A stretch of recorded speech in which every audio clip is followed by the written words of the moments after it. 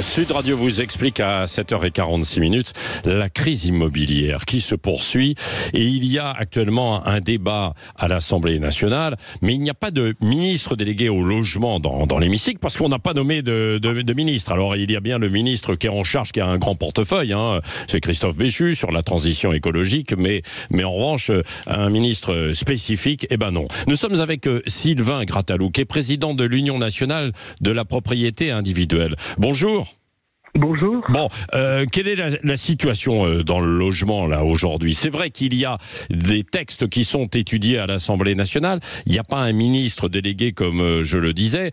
Est-ce que vous, ça vous semble un peu ubuesque ou vous dites bon bah finalement on se débrouille et on fait avec ou sans du moins? Mais quelle réponse je vous apporte? Vous devez bien vous douter que dans la situation dans laquelle la France est, c'est-à-dire une crise immobilière sans précédent, qui est une crise qui à l'origine était peut-être conjoncturelle, mais qui est devenue véritablement structurelle, que le gouvernement ne puisse pas évoquer le logement et que le président de la République ne puisse pas y accorder une importance en nommant un ministre, comme il y a toujours eu d'ailleurs, ou un secrétaire d'État, en tout cas une vraie préoccupation, mais c'est un mépris profond pour les 38 millions de Français, 37 millions de Français qui sont concernés par leur résidence principale. Et puis, sans parler des bailleurs, des propriétaires bailleurs qui eux aussi sont inquiets. Sans parler de la filière, de toutes les filières, que ce soit celle des administrateurs de biens, celle des agents immobiliers, celle des promoteurs et même des collectivités qui sont embêtées avec cette obligation de ne pas construire pour avoir des zones nettes qui ne soient pas constructibles. Donc tout ça réuni, si vous voulez, tout est bloqué et on s'en moque. Oui. Voilà. Bon, qu'est-ce que vous souhaitez, vous? Qu'est-ce que vous voudriez, en fait, dans l'immédiat? Je crois que, par exemple, sur la fiscalité, vous attendez un certain nombre de choses. Dans les médias, c'est surtout de ne plus faire de mesurettes. Si vous voulez, aujourd'hui, tout le monde est préoccupé par le logement, et notamment à l'Assemblée nationale. Il y a des quantités de propositions de loi, mais en réalité, ces propositions de loi, elles s'inscrivent dans un système qui lui-même est déjà complètement, désorganisé et déséquilibré. Je crois qu'à un moment donné, il faut se poser et savoir ce que l'on veut de la propriété et du logement dans les prochaines années, et sur du long terme. Faire des mesures par-ci par-là n'arrangeront pas le système, et au contraire, vont contribuer à ce que ce système soit complètement déséquilibré, complexe, et que ce soit un vrai maquis. Ce que l'on veut, nous, à l'UNPI, à l'Union nationale des propriétaires immobiliers, c'est assez simple. C'est qu'il y ait une équité fiscale, qu'il y ait une sorte d'attractivité pour le logement de longue durée, parce que je crois que les Français ont besoin de se loger tout simplement. Et quand on voit aujourd'hui, notamment à Lyon, où il y a 80% des campings qui sont occupés par des étudiants qui ne trouvent pas de logement, c'est absolument inacceptable. Quand on voit, et vous le savez bien, que ce soit à Paris ou ailleurs, en pleine période hivernale, on voit des gens qui lancent des cartons dans les métros ou ailleurs, c'est tout à fait inacceptable.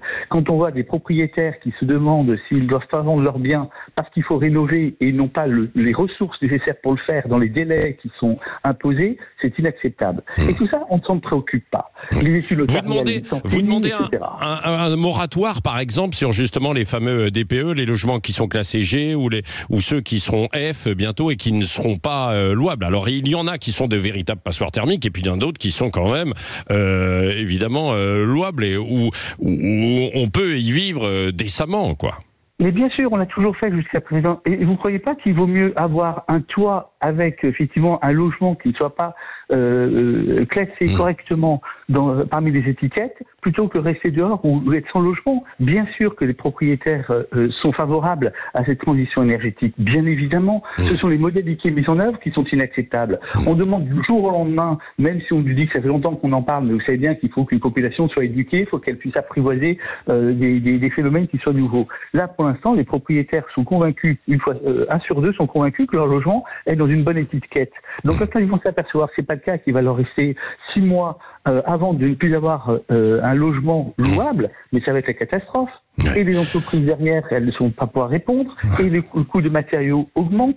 Donc tout ça réuni, si vous voulez, c'est qu'il faut à un moment donné se poser, avoir un diagnostic qui soit fiable, et d'une manière générale, avoir une fiscalité qui puisse être équilibrée, c'est-à-dire celle qui ne vient pas enfoncer davantage ceux qui ont un pouvoir d'achat difficile, délicat, et en même temps donner envie aux propriétaires non seulement de se loger, mais également de pouvoir louer. Oui, merci beaucoup Sylvain Gratalou, président de l'UNPI, l'Union nationale de la propriété immobilière. Et puis on en parlait, il y a un dossier là d'ailleurs très intéressant sur les bureaux vides en région parisienne, et c'est un casse-tête pour les investisseurs et les maires.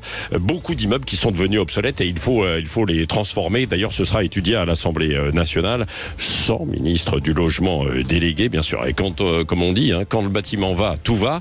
Mais alors quand il va pas, rien ne va plus. 7h51, dans un instant, tout va bien avec Guy Carlier.